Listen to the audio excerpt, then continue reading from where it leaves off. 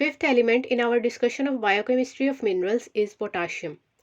Potassium is the principal intracellular cation, but it is equally important in extracellular fluid for specific functions. Its biochemical functions include maintenance of intracellular osmotic pressure. It is required for the regulation of acid-base balance in the cell. The enzyme pyruvate kinase of glycolysis is dependent on potassium for its optimal activity. Potassium is required for transmission of nerve impulse. Adequate concentration of potassium is necessary for biosynthesis of proteins inside the cell. Extracellular potassium influences cardiac muscle activity. About 3 to 4 grams of potassium per day is required for its optimal functioning. Natural foods that are rich sources of potassium are banana, orange, pineapple, potato, beans, chicken, and liver. Coconut water is also a rich source of potassium. The absorption of potassium occurs in gastrointestinal tract very efficiently. About 90% of potassium is absorbed and very little of it is lost in feces. However, in diarrhea, a good proportion of potassium is lost in feces. The serum concentration of potassium is 3.5 to 5.5 milliequivalent per liter, while the whole blood contains much higher level of potassium, approximately 50 milliequivalent per liter, since it is an intracellular cation. Coming to the excretion, potassium is mainly excreted through urine.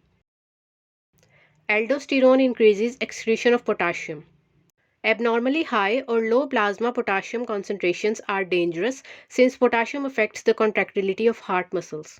Hypokalemia, which is decrease in concentration of serum potassium, is observed due to overactivity of adrenal cortex, as seen in Cushing syndrome, causing increased production of aldosterone.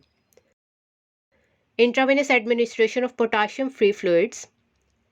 Treatment of diabetic ketoacidosis with insulin without replacing potassium can also result in hypokalemia. Prolonged diarrhea and vomiting also causes hypokalemia. The symptoms of hypokalemia include muscle weakness, tachycardia, cardiac arrest with inverted T waves in ECG. It can be treated with oral or intravenous potassium supplementations. Then there is hyperkalemia, which is observed in renal failure, adrenocortical insufficiency as seen in Addison's disease, in which there are low levels of aldosterone, diabetic ketoacidosis, severe dehydration, IV administration of fluids with potassium in it.